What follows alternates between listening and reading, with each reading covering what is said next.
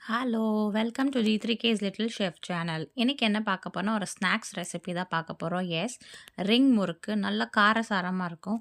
அதுக்கு ஒரு பாத்திரத்தில நீங்க 1 டேபிள் ஸ்பூன் அளவுக்கு உளுந்த வந்து நல்லா வறுத்து எடுத்துக்கோங்க மீடியம் ஃப்ளேமில. நல்லா பொன்னிறம் வர வரைக்கும் நம்ம வறுக்கணும். இத வறுத்து தான் நம்ம வந்து பவுடர் ஆக்கி நம்ம அரிசி மாவுல போட போறோம். ஸோ நல்லா பொன்னிறம் வந்து வறுத்ததுக்கு அப்புறமா ஆற வச்சுட்டு நம்ம ஒரு காஞ்ச ஒரு மிக்ஸி ஜார் ஈரமா இருக்கக்கூடாது. காஞ்சு நல்லா தொடச்ச மிக்ஸி ஜார்ல நீங்க இத பொடி பண்ணி எடுத்து வச்சுக்கோங்க.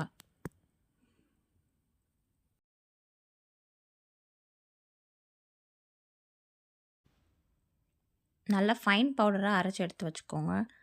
அடுத்து ஒரு பாத்திரத்தில வந்து நான் வந்து 1 1/2 கப் அளவுக்கு தண்ணி எடுத்திருக்கேன். அதாவது 1 கப் அரிசி மாவு எடுத்தீங்கன்னா, 1 கப் தண்ணி ஊத்தணும். இதுதான் அளவு. நான் இன்னைக்கு 1 1/2 கப் அரிசி மாவு எடுத்திருக்கனால நான் 1 1/2 கப் தண்ணி ஊத்திக்கிறேன். அதோட 50 கிராம் அளவுக்கு வெண்ணெய் சேர்த்துக்கோங்க. நீங்க நெய்யும் சேர்த்துக்கலாம். பட் நான் இன்னைக்கு வெண்ணெய் சேர்த்து தான் பண்றேன். அதோட 1 டேபிள் ஸ்பூன் அளவுக்கு வெள்ளை எள்ளு சேர்த்துக்கோங்க. 1 டேபிள் ஸ்பூன் அளவுக்கு சீரகம். உங்களுக்கு சீரகம் ஃப்ளேவர் பிடிக்கும்னா நீங்க 1 1/2 டேபிள் ஸ்பூன் கூட ஆட் பண்ணிக்கலாம். அதுக்கப்புறமா 1 டேபிள் ஸ்பூன் அளவுக்கு மிளகாத்தூள் எடுத்துக்கோங்க. எனக்கு இந்த காரம் போதுமானது. உங்களுக்கு ஜாஸ்தியா வேணா நீங்க இன்னும் ஆட் பண்ணிக்கலாம். அதோட 1/4 டீஸ்பூன் அளவுக்கு மஞ்சத்தூள் சேர்த்துட்டு 1 டீஸ்பூன் பெருங்காயத்தூள், 1 டேபிள் ஸ்பூன் அளவுக்கு உப்பு சேர்த்து தண்ணி நல்லா கொதிக்க விடணும். கொதிச்சதுக்கப்புறம் தான் நம்ம அரிசி மாவுல ஆட் பண்ண போறோம். ஸோ நல்லா அத கொதிக்க விடுங்க.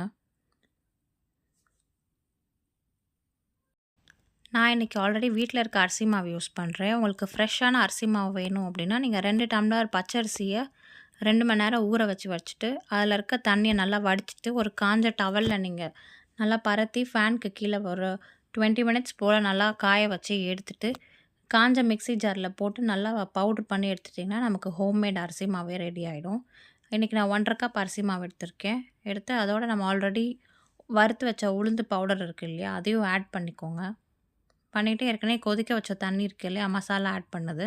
அத கொஞ்சம் கொஞ்சமா பேட்ச் பை பேட்ச்சா நீங்க ஆட் பண்ணிக்கோங்க.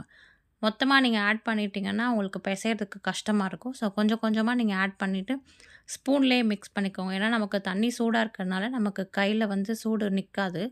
ஸோ நீங்க ஸ்பூன்ல ஆட் பண்ணிட்டே இருங்க. கொஞ்சம் கொஞ்சமா போட்டு மிக்ஸ் பண்ணுங்க. இருக்கிற எல்லா தண்ணியும் நல்லா எல்லாத்தையும் ஊத்தி நல்லா மிக்ஸ் பண்ணிட்டு, ஒரு 10 to 20 மினிட்ஸ் மூடி வச்சுருங்க. ஏன்னா, நமக்கு கை வந்து போட்டு பெசையணும். ஸோ சூட்ல நமக்கு பெசைய முடியாது. ஸோ அந்த மிக்ஸ்சர் ஆறுனதுக்கு அப்புறமா நமக்கு பெசஞ்சா நமக்கு நல்லா சாஃப்ட்டா வரும் மாவு.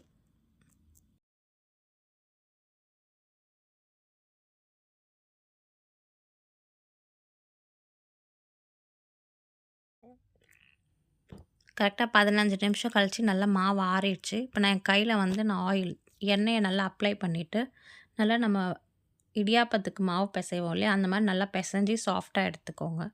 உங்களுக்கு மாவு சப்போஸ் ட்ரையா இருக்குன்னா, நீங்க ஒரு 2 டேபிள் ஸ்பூன் எண்ணெய் ஊத்திக்கலாம். இல்ல மாவு தண்ணியா இருக்கு அப்படின்னா, நீங்க ஒரு 2 டேபிள் ஸ்பூன் அளவுக்கு அரிசி மாவு ஆட் பண்ணிக்கலாம். ஆட் பண்ணிட்டு நல்லா பெசஞ்சு நல்லா சாஃப்ட்டா ஆக்கி பெசையணும்.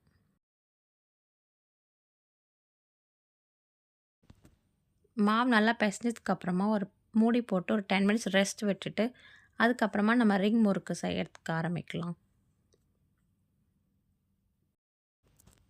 ரிங் முறுக்கு செய்ய நம்ம ஆரம்பிக்கலாம். ஏற்கனவே மாவு பெசஞ்சு வச்சிருக்கோம் இல்லையா? அதுலேருந்து ஒரு குட்டி சைஸ் எடுத்துக்கோங்க. அதுக்கு முன்னாடி உங்க கையில எண்ணெயோ இல்ல தண்ணியோ தேய்ச்சுட்டு, நான் பண்ற மாதிரியே நீங்க வந்து சப்பாத்தி கட்டையில வந்து நல்லா தேய்ச்சி உருட்டி எடுத்துக்கோங்க.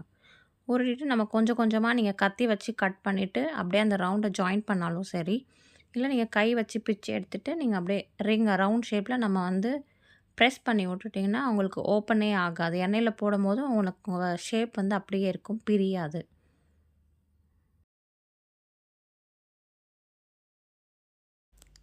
இது பண்ணும்போது உங்களுக்கு சப்போஸ் கையில மாவு ஒட்டுது அப்படின்னா, நீங்க எண்ணெய் தேய்ச்சிக்கலாம். எண்ணெய் தேய்ச்சுட்டு உருட்டிட்டு இதே ஷேப்ல நீங்க பண்ணலாம். உங்களுக்கு பெரிய சைஸ் முறுக்கு வேணா பெருசாவும், இல்ல மீடியம் சைஸா வேணும்னா, நீங்க மீடியம் சைஸ்க்கு ஏத்த மாதிரி ரவுண்ட் பண்ணி நீங்க கட் பண்ணி ஷேப் பண்ணிக்கலாம். இது ஒரு நெறைய கொஞ்சம் பண்ணி வச்சுட்டீங்க அப்படின்னா, நமக்கு எண்ணெய் காஞ்சதுக்கு அப்புறமா நம்ம டக்கு டக்குன்னு போட்டு எடுக்கிறதுக்கு ஈஸியா இருக்கும். இது நம்ம எல்லாத்தையும் பொரிச்சு எடுத்தா ஒரு 300 கிராம் அளவுக்கு நமக்கு ரிங் முறுக்கு வரும்.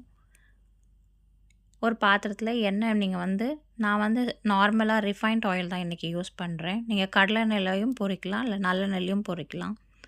நல்லா எண்ணெய் சூடானதுக்கப்புறமா நம்ம ஏற்கனவே ஷேப் பண்ணி வச்சுருக்க ரிங் முறுக்க ஒன்று ஒன்றா நீங்கள் எண்ணெயில் போடணும்.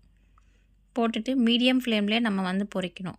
ஃப்ளேம் நீங்கள் ஜாஸ்தியாக வச்சிட்டிங்கன்னா மேலெல்லாம் நல்லா பொரிஞ்சிருக்கும், பட் உள்ளே மாவாக இருக்கும். ஸோ மீடியம் ஃப்ளேம்லேயே வச்சு 2 பக்கமும் நல்லா திருப்பி போட்டு நல்லா பொன்னிறம் வர வரைக்கும் நம்ம வறுத்து எடுக்கணும்.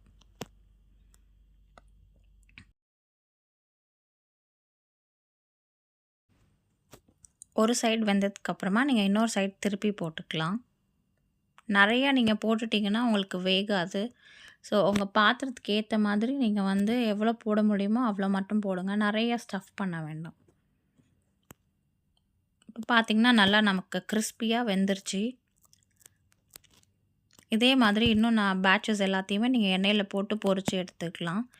இதை நல்லா ஆற வச்சதுக்கப்புறமா ஒரு கண்டெய்னரில் போட்டு நீங்கள் வச்சுக்கிட்டிங்கன்னா உங்களுக்கு 2 டேஸ்லேருந்து 3 டேஸ்க்கு வந்து உங்களுக்கு கிட்ஸ்க்கு நல்லாவே ஒரு யம்மியான ஸ்நாக்காக இருக்கும். இது நீங்கள் ஈவினிங் டீ டைம் ஸ்நாக்காக கூட நீங்கள் சாப்பிட்டுக்கலாம். நமக்கு அட்டகாசமான காரசாரமான ரிங் முறுக்கு ரெடி. இந்த வீடியோ உங்களுக்கு பிடிச்சிருந்துச்சுன்னா லைக் பண்ணுங்கள், ஷேர் பண்ணுங்கள், சப்ஸ்கிரைப் பண்ணுங்கள் அண்ட் கமெண்ட் பண்ணுங்கள். தேங்க்யூ. பாய்.